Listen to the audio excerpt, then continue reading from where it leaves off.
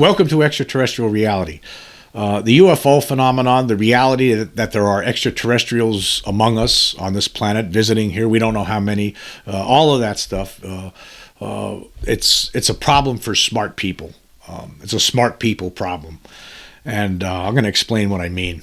There are a lot of people out there in this world who have accepted this reality. I'm one of them, based on all the research I've done, personal research, reading books, watching interviews from different people from many decades, from various decades, talking about their experiences with extraterrestrials, UFOs. Then on top of it, I had my own experiences. Because of all of this, I know that there's something here. Now, had I not had my own experiences, I still, after doing the research, I still would have come to the proper conclusion that there is an extraterrestrial presence here, because the evidence is overwhelming. I mean, the testimony from the various witnesses over the decades at this point is gargantuan. I talk about different YouTube channels on here a lot, UFO-B and Eyes on Cinema. Those channels, they show segments of different documentaries and other TV specials, films, where people are interviewed about their experiences, encounters with UFOs and or alien creatures. There's so much. It's incredible, the number of sightings and encounters. It's just incredible. The after all of this time, after you're looking at the past 75, 80 years, the number of people that have come in close contact, not with just UFOs, but obviously the occupants of these flying machines. It becomes undeniable. It's anybody who has half a brain inside their head knows, after you see all of this, well, obviously there's something here. There's these people aren't, all of these people aren't lying. Like I said, even if a percentage of them were mistaken or were hallucinating or were just making pulling off a hoax, right? Even if you were to consider a percentage of that, like say 30%. Were something else, or it wasn't real, the stories were false in some way or another, you still got 70% where it is real. I'm in a position, and as are people, a lot of people are in a position where we're able to look at this as from a outside of the box, like as an overall, like the bigger picture. We're able to look at the bigger picture, where other people, particularly like debunkers and the people who follow debunkers, get stuck in the minutia. Okay, is this government video? Is that a flying saucer or isn't it? And they spend their time worrying about the minutia, some of the small events, some of the easy ones that you might be able to debunk.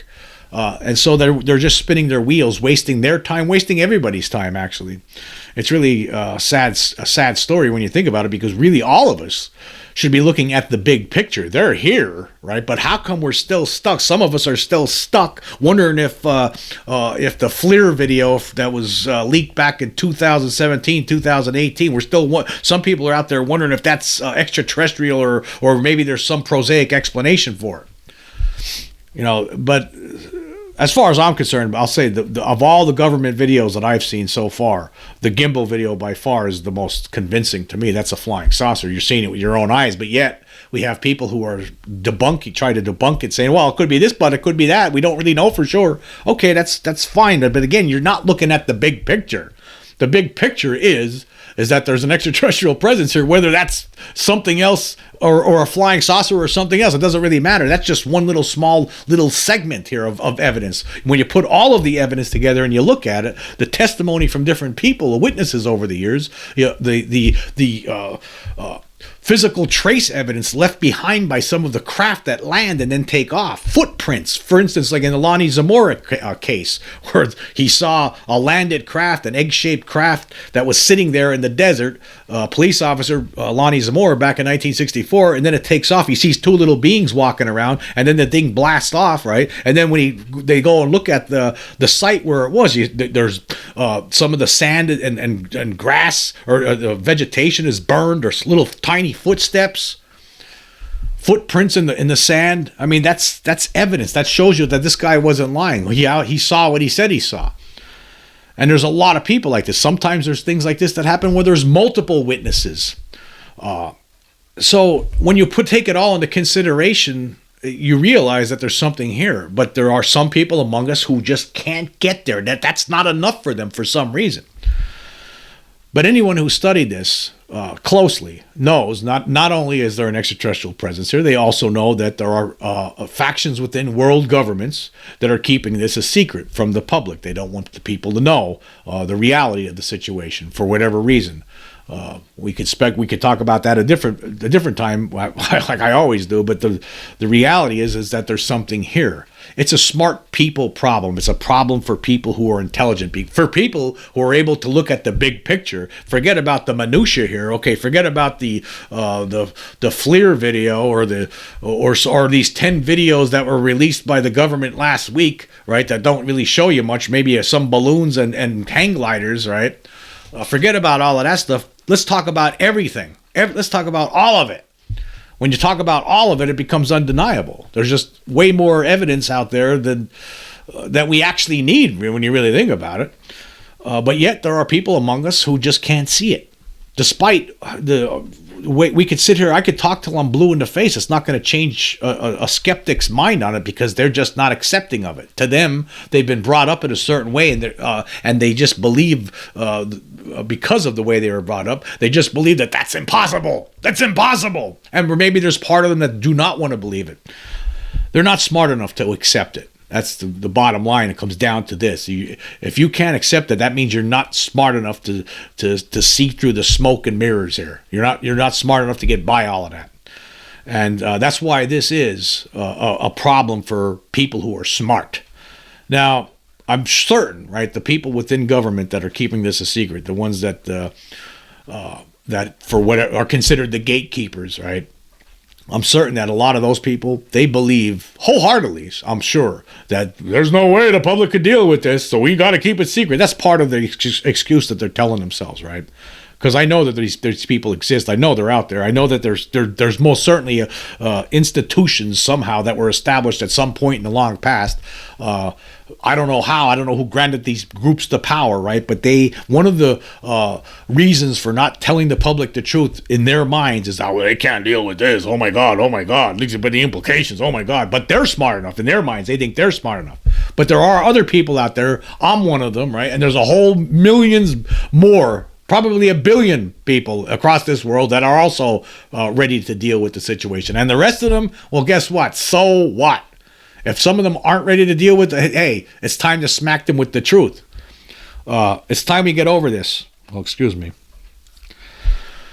But right now the problem is it's a smart people problem. I like to, you have to look at the big picture here. There's too many people, right, that are unable not only to look at the big picture, they can't even accept the reality. So they're not even how could you consider the big picture when you're still stuck wondering if one of these government UFO videos that were leaked back in 2017 is real or not, is extraordinary. Right? If you're one of those people, then what are you doing? Didn't you read? If you were interested in that, if that caught your interest, then how come you haven't picked up some books and tried to educate yourself on this issue? But it is a problem for smart people because smarter people are able to look at this and know. I mean, it's obvious. Anybody who has common sense should be able to understand this. Should be able to. It shouldn't take you long to get there either. It shouldn't be that dramatic. It's not a big deal. I mean, when you look out in the night sky and you see those billions of stars staring back at you, you should know, right? Oh, what was I thinking, right? Because it's real. They're here. They're up to something, and it's going to take smart people. Smart people is going to be. The people who are looking at this right now, the people who have already accepted this reality, we're way ahead of the curve, right? We're way ahead because we're already trying to look at the big picture. I'm trying to understand. I like to know more. I would like to know what some of the people within our governments have learned, right? That's one of the reasons I want to end this cover-up, one of the big reasons, because they have to know a little bit more than I know, right? I'm sure there's a lot they don't know, but we should all have that information, particularly the scientific community. That we all need. It's time for everyone to be able to look at this and try to consider what the big picture is. What is it all about? What does it mean that there's something else here? But because a lot of us are stuck in the weeds and keeping a lot of us, holding a lot of the rest of us back too, along with them, right? Because they don't want to get to that next level for whatever reason. It's the people responsible are the debunkers, or it's the people within the control groups that are maintaining this cover up, right? They're the ones holding the human race back right now. We're trying to break free from that. That's what we're trying to do right now. The smart people know, what are you doing? Let me go. I want to get out of here. I want to know more. We need to research this. The smart people want to get out of this. We want to break free of it. Break free of the stupidity. It's like almost like living in a time, you look back at history, back in Europe in the 1400s, 1500s, back in those times, 1600s, where they had witch finders roaming the country looking for people who they wanted to call a witch, and then they would burn them at the stake as a big warning to the rest of the village. I mean, it feels like we're stuck in that kind of idiocy, except in a different way. Now, like you look at some of the dumb things we did in the long past, like, you think the earth is round? Well, guess what? We're burning you as a heretic, right? You don't think the earth is the center of the universe? Well, guess what? We're burning you at the stake. It seems like we're like that kind of idiocy is you're seeing it now, but it's in a different form, and we're like there's like these self-ordained zealots who just want to hold the human race back from taking the next step in this journey of existence. That's what it feels like to me. But just know this, is that if you're someone who has accepted this reality, right, you're someone who does enjoy looking at the big picture, trying to consider all the implications with regard to this phenomenon, you're smart. If you're not, you're dumb. That's the bottom line. Anyway, moving on. I want to talk about an article that I saw today from the Daily Mail, which talks about Alaska, the mystery of the Alaska Triangle, where a lot of people have vanished over the years. Never to be no trace of them ever found. And I did mention recently in my recent podcast before this one, I talked about people. I believe that some people who vanish are actually whisked away by extraterrestrials. I think that's the reason for it. I think it's easy for them to do it. They have the ability. I think they have the ability to make themselves invisible, and they could.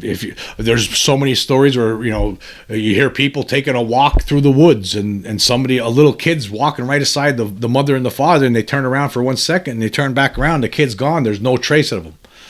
Where did that kid go to? And there's nobody else there in the area. There's so many cases like this where people just go missing under very mysterious circumstances.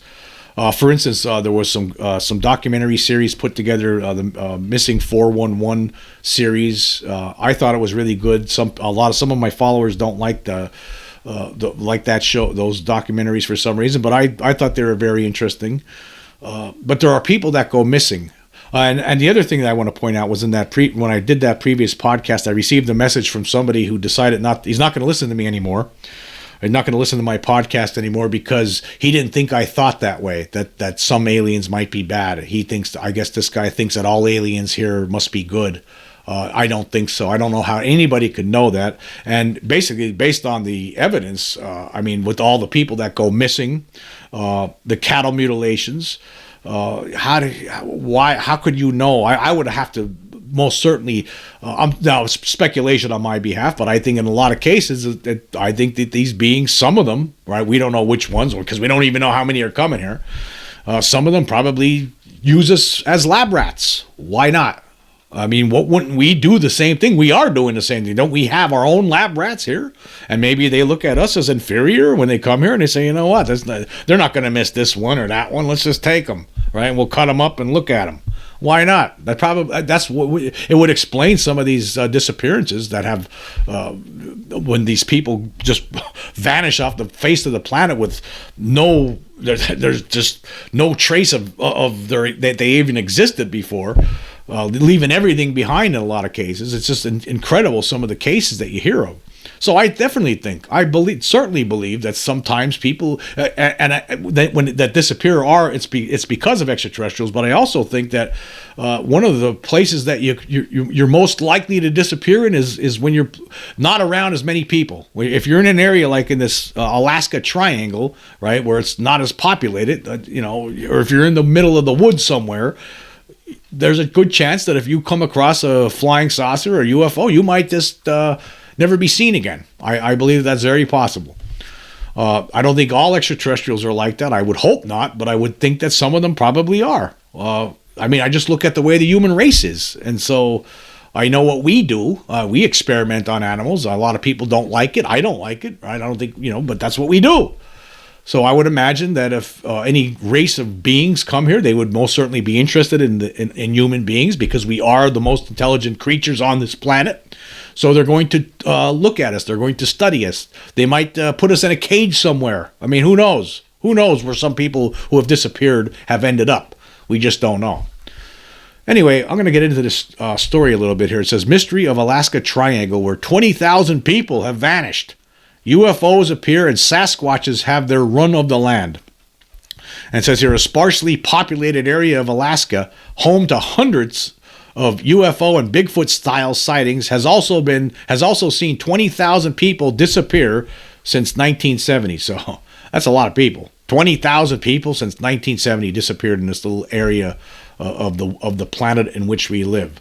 And maybe it's because it is sparsely populated. It would be much easier, when you really think about it, it would be much easier for extraterrestrials to kidnap someone for good from one of these places, because no one will ever know. It'd be a lot harder to do it right in the presence of a bunch of people in a highly populated area. So of course it makes sense that these things would most likely happen more often in sparsely populated areas like this little section of Alaska. Anyway, it says here, while many have heard of the Bermuda Triangle, a patch of ocean in the Caribbean known for mysterious airplane and boating disasters, the so-called Alaskan Triangle has managed to slip largely under the public radar, despite having a missing persons rate more than double the national average. That's ridiculous. Let me just stop there. More than double the national average, but just in that little segment of Earth. It's incredible. Located between Juneau, Anchorage, and the small town of Barrow, the area is reportedly a hotbed of paranormal activity. Explanations for the strange phenomenon have ranged from everything from alien activity to powerful electromagnetic fields in the area, similar to those found in the Bermuda Triangle. Local legends refer to a, quote, Sasquatch, end quote, creature terrorizing towns. This includes one settlement called Portlock on the southern edge of the Kenai Peninsula, which was abandoned in the 1950s after villagers were attacked and killed by an unknown creature they called the Nanticat. How do you pronounce that? Nantinak. Well, I never heard of that one before. And then it goes on, it gives you a little map here of where it is, this Alaska Triangle. And it tells you some story. They talk about some of the people that went missing here over the years. It says, in recent years, however, the area has been the backdrop to thousands of unexplained vanishings. Despite being just 1% inhabited, Alaska has far and away the most missing people compared to any other state, with an average of 42.16 per 100,000, according to World Population Review. So think about that. 42.16 per 100,000 people go missing. That's amazing. It says the next highest state for missing persons is Arizona with 12.28, double the national average of 6.5 people per 100,000. One of the first disappearances to pique interest in the Alaska Triangle took place in 1972 when U.S. Representatives Hale Boggs and Nick Begich, along with an aide and their pilot, disappeared following a suspected plane crash. The group was traveling from Anchorage to Juneau when they are thought to have gone down, though no wreckage or any bodies were ever found despite almost 40 days of searches. More recently, Shauna Oman, 43, disappeared while visiting a friend in Fairbanks on June 13, 2019. Oman had made arrangements to get a ride home with a friend but never materialized or returned home. She left without any belongings or her dog, and her disappearance has perplexed authorities who searched for days using helicopters and canine units. Is it possible that she was kidnapped by aliens and will never to be seen again because of that? Could be. I don't know. I'm not sure about that plane crash from 1972. That one might have been just a plane crash and the stuff never showed up. The wreckage never was discovered. That could be simple as that. But when you look at it, when you're talking 20,000 over this period of time, I'm sure that some of them could be attributed to extraterrestrials. Why not? And there's also been a lot of sightings of Bigfoot in this area. I sometimes think that Bigfoot might be something that's related to extraterrestrials. I don't know. I met someone before who saw Bigfoot. I believe this guy wholeheartedly. I know a lot of people on my channel don't like to hear about Sasquatch, but I think it's possible, right? I talked to Stan Gordon a few months ago when I was in Kecksburg for the anniversary of the Kecksburg, Pennsylvania incident. And he says there's a lot of strange incidents involving UFOs and Bigfoot that happen right here in Pennsylvania where I'm at. So I think maybe there could be a tie-in for all we just don't know. Could be a tie-in with that. Maybe that's why it's so hard to actually get evidence of a Bigfoot. Maybe somehow the extraterrestrials are providing some sort of protection, or maybe for all we know, they might be some sort of agents for the extraterrestrials. We have no idea. There are some things going on this planet, and it sounds crazy even to me, some of this stuff. Well, but we just don't know the answers to it. Maybe there is a connection between extraterrestrials and Bigfoot, and there have been a lot of cases throughout the years involving sightings of Bigfoot and UFOs at the same time that would lend to that belief. Anyway, continuing here, it says here, even experienced outdoorsmen are not safe. In 2011, mountain rescuer Gerald DeBerry, 43, went out with a group in the White Mountains about 70 miles north of Fairbanks to search for a missing woman, but never returned from the expedition. A year later, his ATV was discovered with the engine switched off, but no sign of its owner. See, it's another strange one. Various conspiracy theories have been posited as an explanation to the mass disappearances in the area. Field researcher Ken Gerhard told the History Channel that the triangle could be a vile vortex, a lozenge-shaped area with increased electromagnetic force. He said the theory is that these particular areas are supercharged with geo-electromagnetic energy, and that abundance of electromagnetic energy results in some strange things. A new Discovery documentary has interviewed people with some of the most compelling paranormal experiences.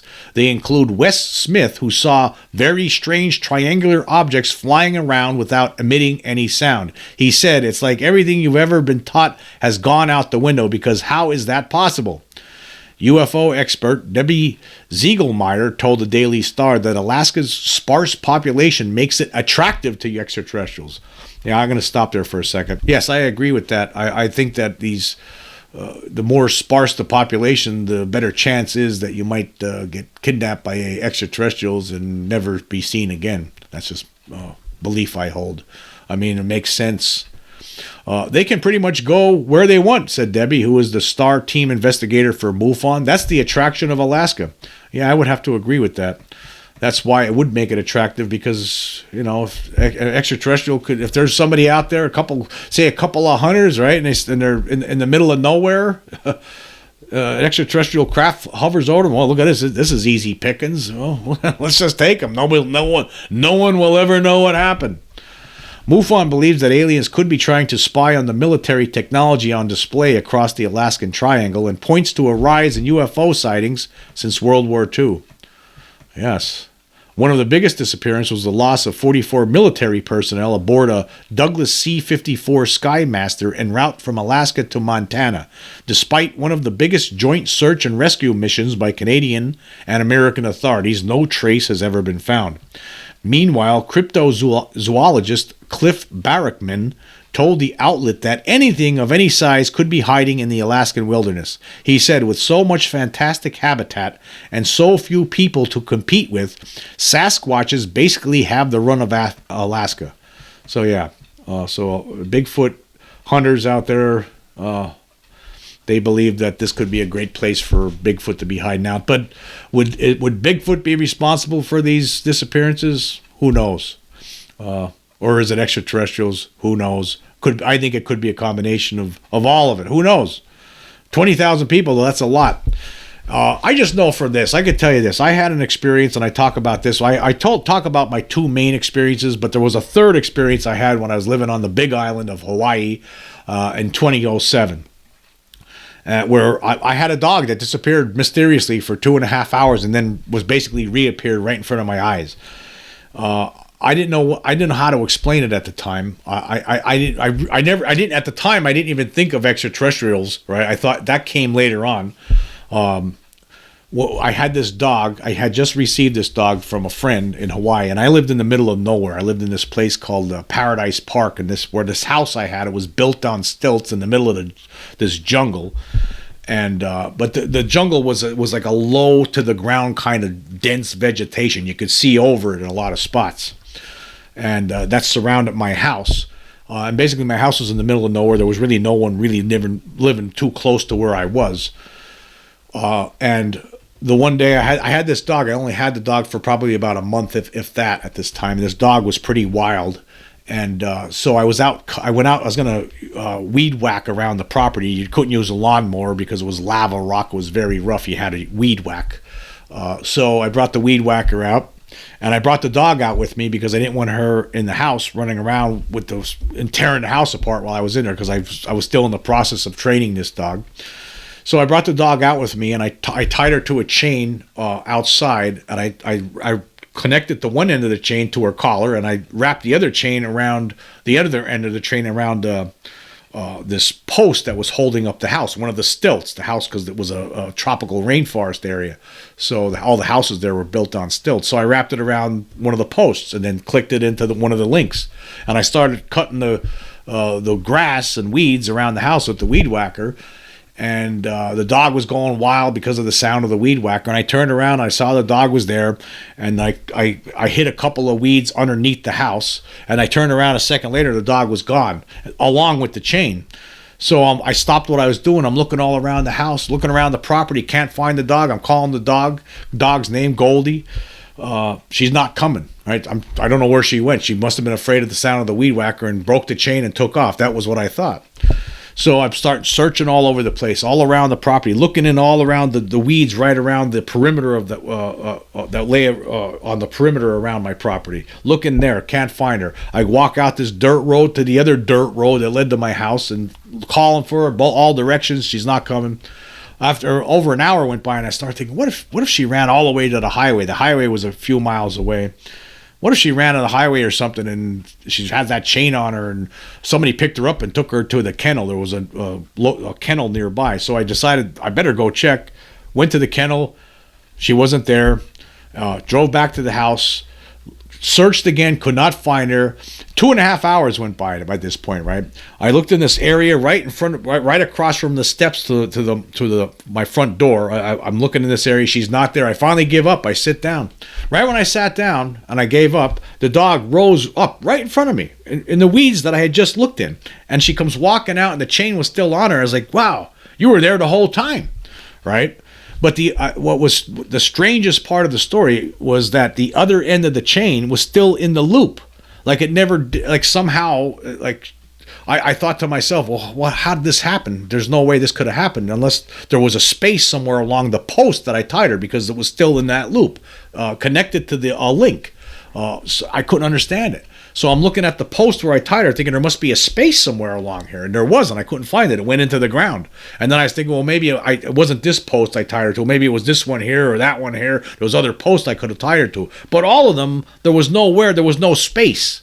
So I couldn't figure it out. I started thinking maybe it was ghosts or something. Maybe there's legends on this island that I'd heard recently at that time of these night marchers that ancient Hawaiians that march across the island and have strange powers. I was actually thinking that because I didn't know what else to think. I couldn't figure out, how did this happen? And like I said, the dog was in an area where I had just looked like 5 times, and here she comes rising out of this area of these bushes like nothing happened. She was all calmed down. It was like she seemed like she was there was nothing wrong with her. She wasn't upset or anything. She seemed calmed down, and she had this long chain was still attached to her. I couldn't figure it out. And then, years went by, and I remember seeing a show about Skinwalker Ranch and some of the strange poltergeist type things that happened with the people living there back in the 90s. And I was thinking, that sounds something like what happened here. And now I've actually come to the belief that the possibility, again, this is pure speculation, that dog may have been taken away by aliens and then returned, because I have no explanation for it. I don't know how that other end of the chain stayed in the same kind of condition that it was when I tied it around that post, because if she would have pulled the chain, that would have broke apart, but it wasn't. It was still in a loop. That's impossible. That means that chain would have went through solid matter to get out of there. I don't understand how that could happen unless there was some involvement of perhaps extraterrestrials. I think that they could be around you. They could be invisible to you. They could be right hovering over your head, and you would have no idea if they wanted to. And they could make things around you disappear, like your dog, for whatever reason. And I think that that's possible. That's what happened in that case. And with that case in mind, you talk about people who vanished mysteriously over the years. I think sometimes some people, unluckily for them, they disappear and they're taken by extraterrestrials for whatever purpose. Maybe as lab rats, who knows? Maybe to a better life. Maybe they're brought to another world where, hey, this is awesome. Could I stay here? Maybe, who knows? But I think that extraterrestrials sometimes are involved when in some of these missing persons cases. And I wouldn't be surprised if that's what's happening in this Alaska Triangle. Okay, moving on. I want to talk about some of my recent polls that I've had on Spotify. I haven't done that since last week sometime, I believe. Oh, yeah, we're going to start with the episode Powerful Telescope Identifies Potential Life-Harboring Planet. I asked this question. If you were to take a guess, how many planets in the universe besides Earth harbor intelligent life? Well, so far there are 178 votes with 19 days left. 4 people, or 2.2%, say less than 100. 6 people, or 3.4%, say 0. I mean, those people. Remember earlier I was talking about dumb people and smart people? The people that said 0, they're dumb people. Okay, and then 7 people, or 3.9%, say hundreds. 20 people, or 11.2%, say thousands. 33 people, or 18.5%, say millions. 39 people, or 21.9%, say billions. And then 69 people, or 38.8%, say trillions or more. And guess what, folks? I agree with the majority on this one. I say trillions or more, too. I think it's trillions or more. I think it would boggle the mind if you were to know how many other planets out there harbor intelligent life. I believe it's countless, especially when you consider the fact that there are over 700 quintillion planets out there, and 1 quintillion contains a million trillion. So when you put that into perspective, yes, trillions or more. I'm going to go with trillions or more. Okay, and then for the episode, Teenager endures bizarre Men in Black encounter after painful UFO experience, I asked this question: who wore the Men in Black who visited the home of Shirley Greenfield in February of 1976? There's 41 votes so far. 2 people, or 4.9%, say UFO researchers. 6 people, or 14.6%, say weirdos. 14 people, or 34.1%, say government agents. And then 19 people, or 46.3%, say extraterrestrials. I'm going with the extraterrestrials one on this one. It doesn't make me right. I'm going with the majority on it. I think it might have been extraterrestrials.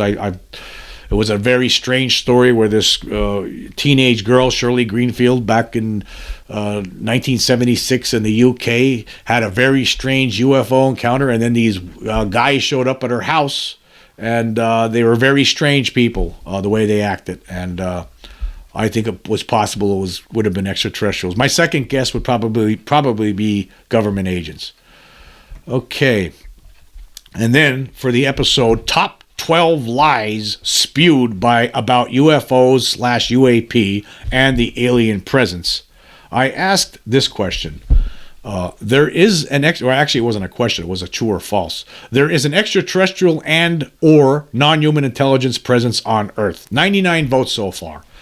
Okay, 12 people or 12.1% say false. 87 people or 87.9% say true. Those 12 people, remember what I was saying earlier in this episode. I'll just leave it at that. I'll leave it at that. Okay, for the episode, Government UFO Video Dump, Inspector General plays UFO semantics and hacker claims disclosure impossible, I asked this question.